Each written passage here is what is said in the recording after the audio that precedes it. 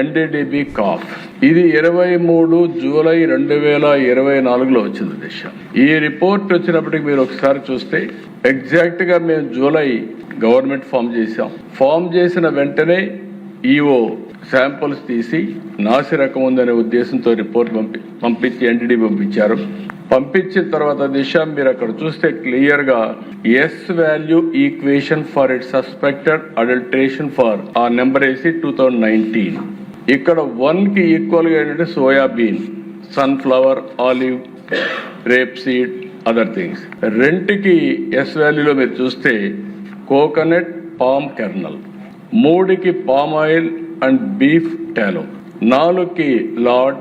5కి వచ్చి టోటల్. ఇందులో క్లియర్ గా దశ ఎనిమల్ ఫ్యాట్ ఉంది అనే విధంగా వాళ్ళు ఇచ్చిన రిపోర్ట్ నేను చెప్పాను తప్ప నేను సొంతంగా చెప్పిన విషయం కాదు. అది భగవంతుడు నా దగ్గర ఆ మాట ఆ రిపోర్ట్ విషయాలు చెప్పించాడు తప్ప ఇంకోటి కాదు. దాని మీద ఇప్పటికి కూడా నేను చెప్తున్నా, ఈ రిపోర్ట్ ని బేస్ చేసుకుని ఆ రోజు నేను మాట్లాడాలని మరొక్కసారి మీ అందరికి కూడా విజ్ఞప్తి చేస్తున్నా. రాష్ట్రంలో ఉండే ప్రతి ఒక్క భక్తులకు కూడా ఈ విషయమే నేను విజ్ఞప్తి చేస్తున్నాను. దానిపైన ఏఆర్ డైరీని బ్లాక్ లిస్ట్ లో పెట్టడం, సిట్ తో 2024 అక్టోబర్లో సిబిఐ సిట్ వేయడం, అందులో FSSAI వాళ్ళు కూడా చేర్చారు. 26 జనవరి మొన్నే 36 మంది పైన ఒక ఛార్జ్ షీట్ వేశారు. మొత్తం ఏ విధంగా జరిగిందని చూస్తే పాలు ఏమాత్రం లేని కంపెనీలు అలాంటి కంపెనీలకు ఇచ్చే పరిస్థితికి వచ్చారు.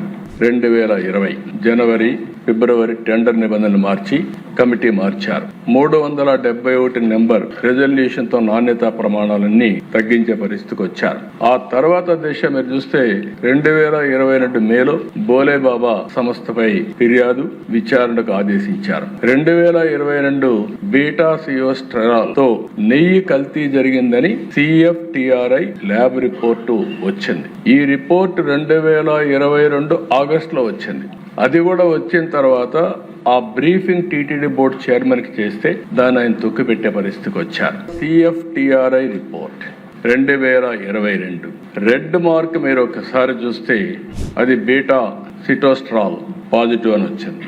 అది వస్తే ఆటోమేటిక్ గా ఇది కల్తీ నెయ్యి అని వచ్చిన రిపోర్ట్ తొక్కిపెట్టే పరిస్థితికి వచ్చారు. సిట్ చాలా క్లియర్ గా చెప్పారు అధ్యక్ష. 4724 respectively and the same were accepted with earlier procedure అని మాట్లాడుతూ the sample were drawn from 2 tankers on 6/7/24 and 2 tankers on 12/7/24 and forwarded to NDB Calf lab.